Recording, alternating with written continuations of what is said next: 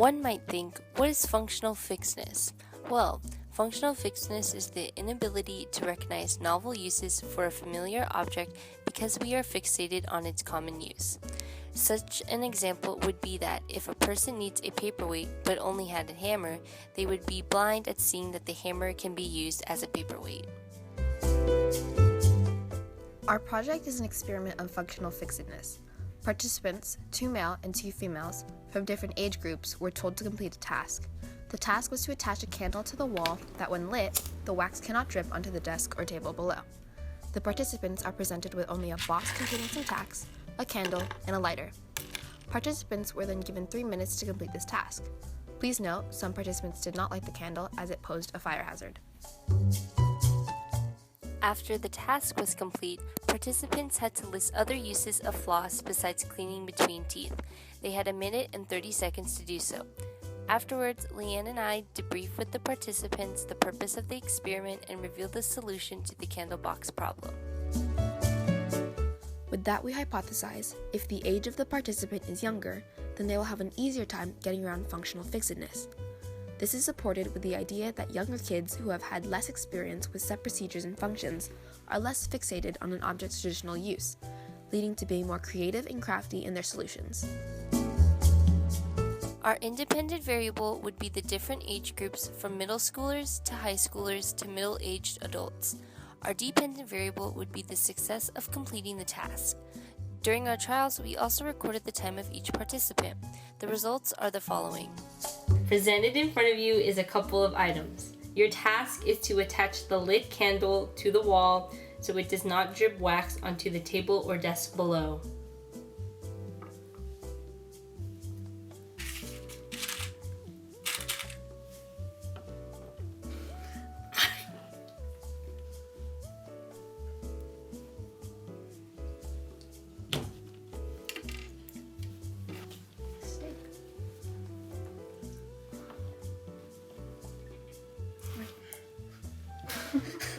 If you completed the task, just tell me. Oh, I think I did.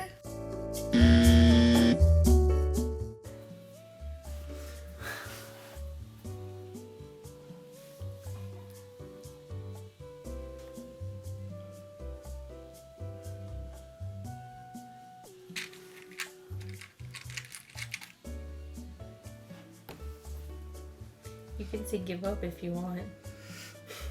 You have 1 minute left. Yeah, I give up. Okay. You do realize we just bought this house. Are you sure? Okay.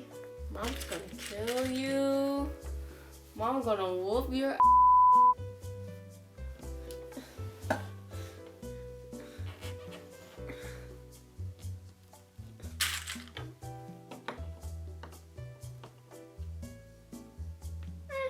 Are you done? I mean, you said to put it against the wall so it doesn't drip onto the thing, right?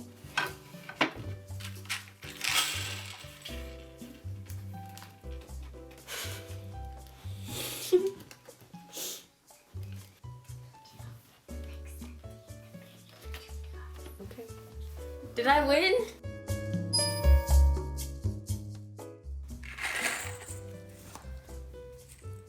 Oh, shoot. Okay.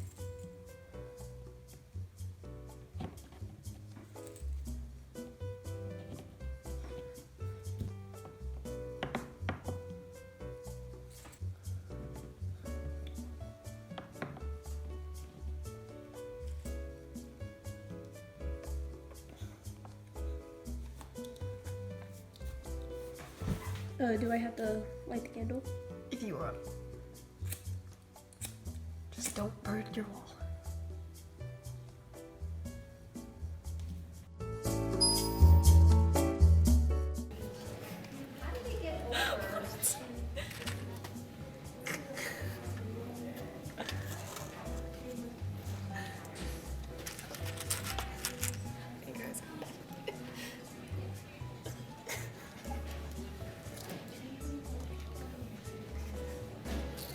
I can't even.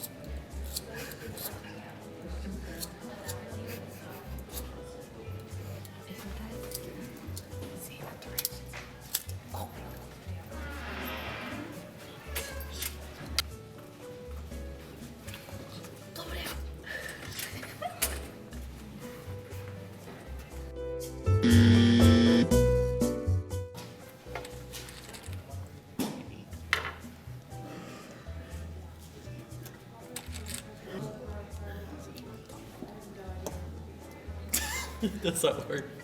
No.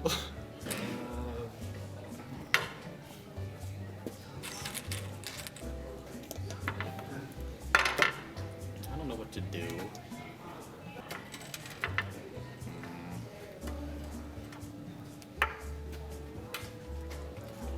I'm so confused.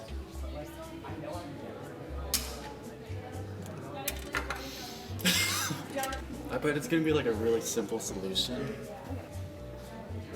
I feel like that's the only way I can think of it. So.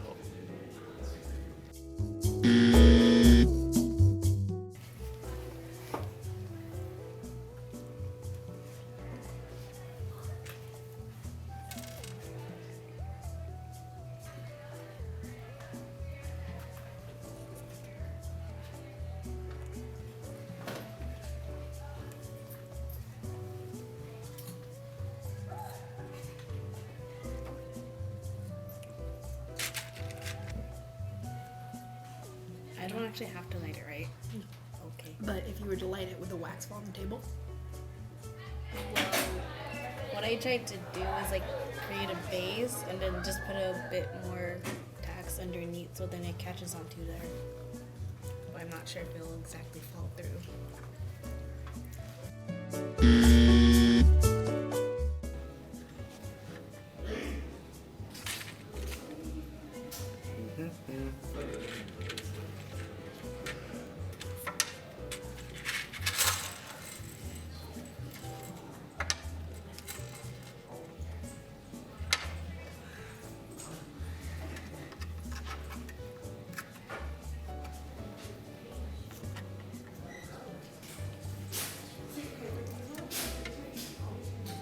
Yeah, and then you. Yeah.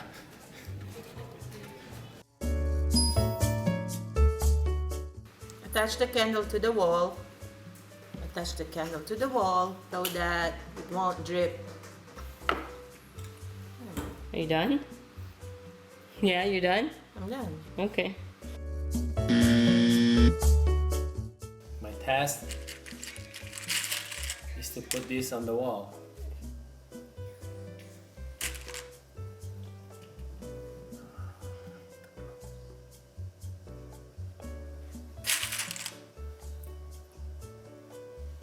Okay, Jill.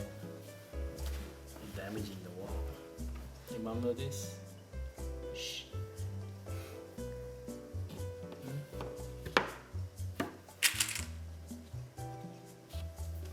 Are you done?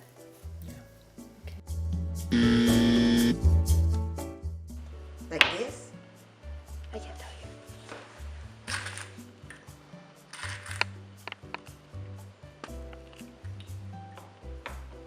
But it's gonna burn the thing. I don't think it's gonna get on the table. On the table. But it's gonna burn the wall. You can't move the table.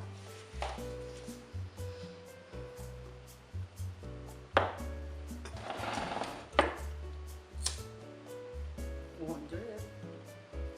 I mean, it will eventually. Well, how can you do that? It will drip no matter what. If you don't know the answer and you're giving up, just tell me. Will I give up? However, You give up? yeah. Okay, you can pull it out.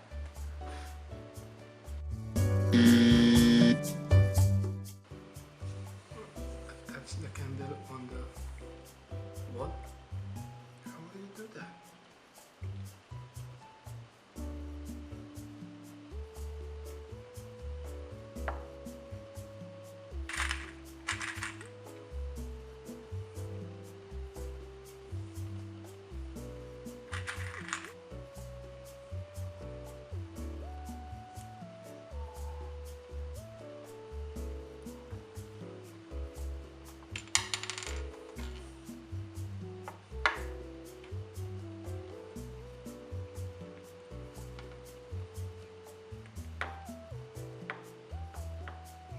There.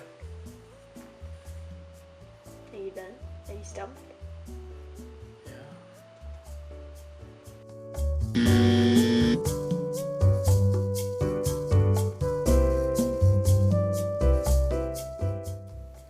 Presented in front of you is a string of floss. List what you can use floss for besides cleaning your teeth. You have 1.5 minutes.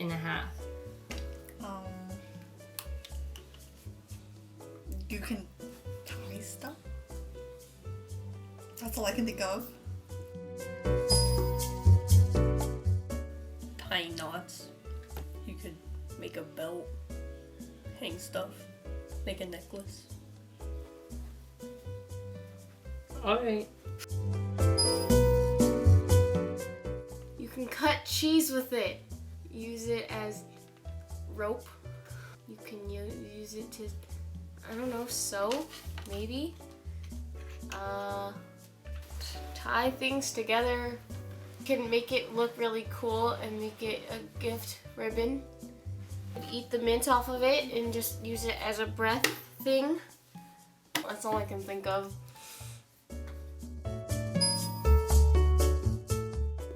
Help hang posters up, like posters up.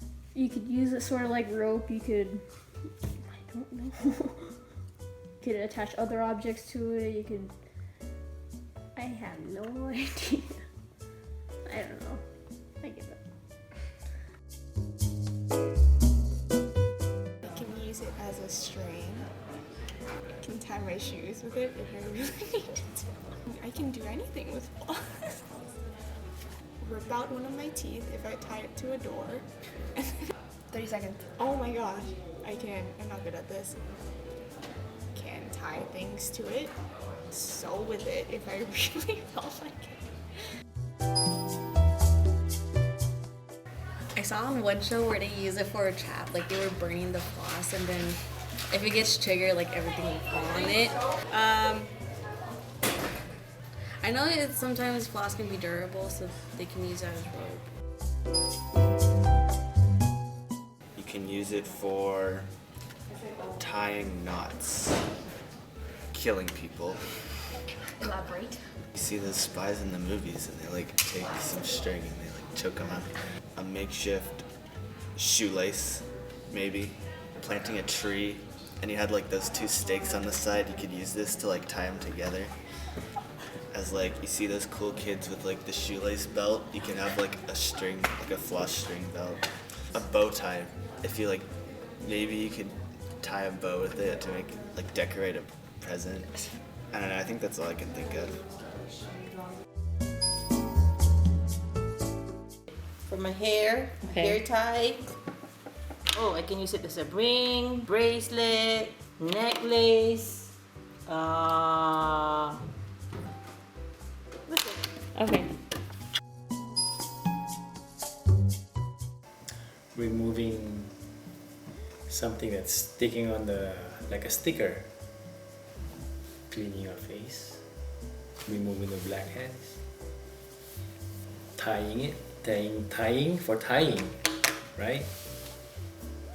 Fishing. I don't know, that's it. You can use it as a, to tie stuff. To use it as a tie. You can use it for plants. I can use it as a string to hang something. You can use it literally as a string to tie something. Make ribbon, make arts and crafts. Decoration. Use it for decoration. That's all I can think of.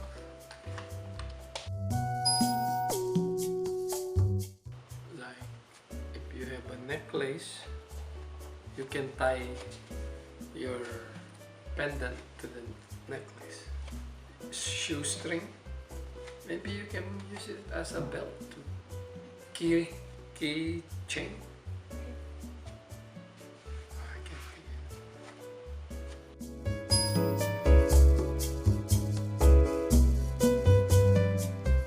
As shown, functional fixedness was present in all participants. For middle schoolers, high schoolers, and adults, few created a solution to the problem. 3 participants, 2 middle schoolers and a high schooler, used the box and were closer to the correct answer than most. The 2 middle schoolers effectively stopped the wax from dripping onto the table, although their solutions varies from our answer. This shows that they may be less constricted by functional fixedness. The correct way to solve the candle box problem was to dump the tacks onto the table, put the candle in the box, and tax the box to the wall. This will completely prevent the wax from dripping onto the table. After the recording of the attempts to solve the problem, we debrief the participants the solutions. The graph presented is a correlation between age and functional fixedness. Each dot represents a single individual.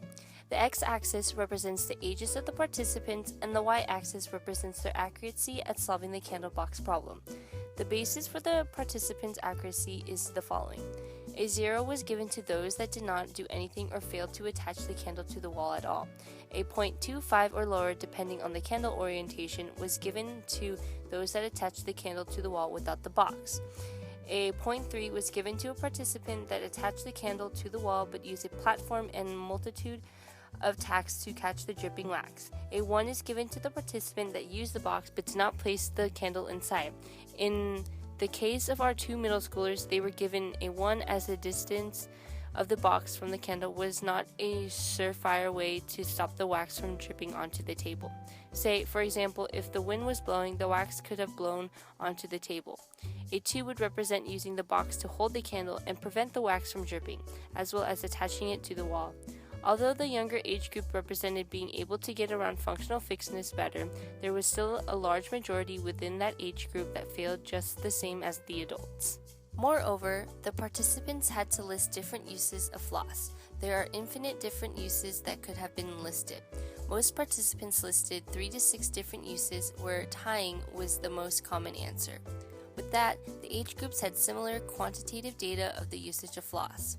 Thus, it showed no correlation that younger age groups overcome functional fixedness better than older age groups. In doing so, we could test a younger age group, elementary schoolers, and an older age group of 60-year-olds or more to see if there is a strong correlation. Like any other experiment, there were some confounding variables that arose during the process. The location where we tested the participants changed through the video with the different houses and school locations. The time of day was also not constant, as participants could be more tired than others. Moreover, the other people present in the room while conducting the experiment could affect the performance of the participants. Intellectual levels within the same group varies between each individual, which could also have an effect in solving the candle box problem. In addition, our instructions that state a couple of items could have thrown some people off by taking our wording very literally. As some of our participants are immigrants whose first language is not English, the wording and the phrasing of the instructions could have affected their performance. In summary, this experiment needed more testing with the younger and older age group. With our results, there was neither positive nor negative correlation with the varying age groups and the ability to conquer functional fixedness. Thus, this experiment is eligible to be repeated to further test if our hypothesis is valid and has reliable data.